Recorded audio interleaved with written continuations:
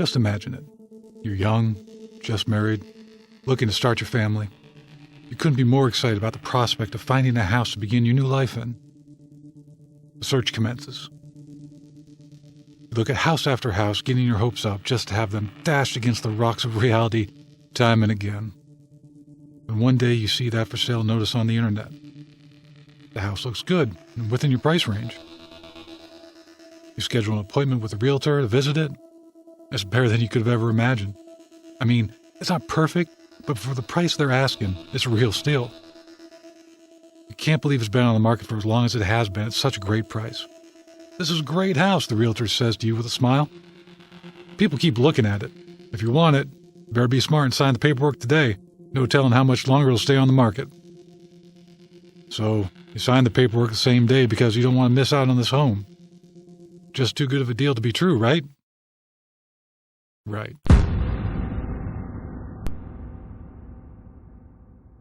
It's a common theme in horror. The old haunted house. Someone moves in, strange things start to happen, and chaos ensues. I love reading haunted house stories or listening to them on my phone while I do work around the house. It's really a guilty pleasure I have, I guess.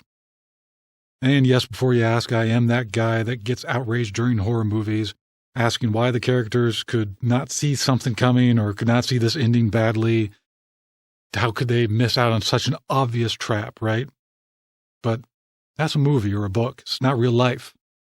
It's not you in that place looking for a home you might actually be able to afford. Affordable home is a hard thing to come by these days, and when that deal pops up, heck, you gotta take a chance, right? Today I'm going to talk about some people that took that chance. They bought a house in the state I grew up in, Pennsylvania. In 2012, the Bretzius family found what they thought was going to be a great house in Auburn, Pennsylvania. Their dream house, even. They loved it because it looked like it was in such great shape and it wasn't going to take any real work to move in.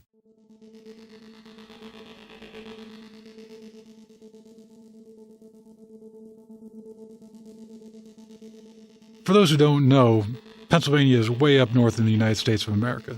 Lots of cold winter days, and if you love snow, it's a great place to live, but heating bills can really get a bit out of control. In 2012, the Bretzius family decided they needed more insulation in their walls. Simple enough project, right? But when they cracked into the walls of their dream home, they found something rather unsettling. They were packed full of dead animals wrapped in newspapers from the 1930s and 40s. Along with the dead animals, they also discovered piles of random objects. Disturbed by this discovery, the family naturally wanted answers. The objects were sent off to an expert in Kutztown.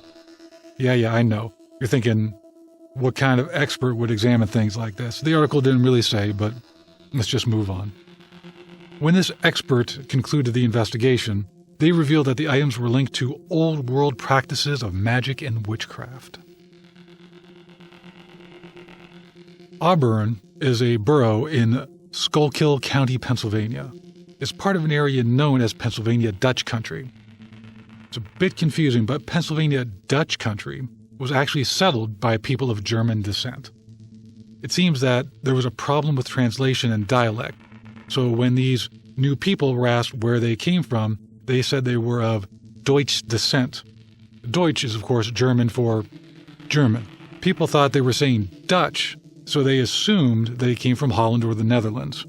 That's how this area became known as Dutch Country. These settlers from Germany brought with them their own belief systems, some of which were familiar to the locals and some that weren't. Over time, the settlers developed a system of folk magic commonly referred to as powwow. This system is mostly concerned with healing rituals and treating diseases.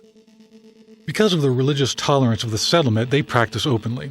People were treated with this system to varying degrees of effectiveness, and books were even published outlining the practice itself. To the people that practiced powwow, the Catholic Bible was considered a very important book. Other important magical grimoires included the 7th and 6th Book of Moses.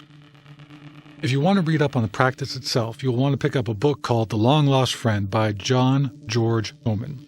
He was a well-known healer and wanted to share his path with others. Here is a small excerpt from the book, just so you can get an idea of what you will find in there. 019. a very good remedy to destroy bots or worms in horses. You must mention the name of the horse and say, "If you have worms, I will catch you by the forehead. If they be white, brown, or red, they shall and must now all be dead." You must shake the head of the horse 3 times and pass your hand over his back 3 times to and fro. Right. So you can see how very folky it is. I'll put another part of the book on the screen just so you can see what it looks like. I'm not going to read it. I think you get the idea. As we said before, a good bit of it is about healing and protecting yourselves and your livestock. In this book, I didn't see any mention of throwing dead animals in your walls, but keep in mind it was folk magic in an area that was a cultural melting pot at the time. Experts in the field of powwow and traditional medicine seem to agree that the dead animals and the items found in the walls were not linked to any type of evil or nefarious intent, but the end result was not positive for the family living in the home. Because of the mold in the walls, the entire family became sick. They also needed to ensure the home was clear of dead animals in their walls, but unfortunately for them, their home insurance would not cover the cost. I did find a link to a GoFundMe account, but seeing as how this happened many years ago, the link didn't work. I can only hope that the family raised enough money to get their home fixed up and is now a safe place to continue living and raising their family. Listen, I know everyone can't afford it, but buy new if you can. That's my advice. Way less baggage.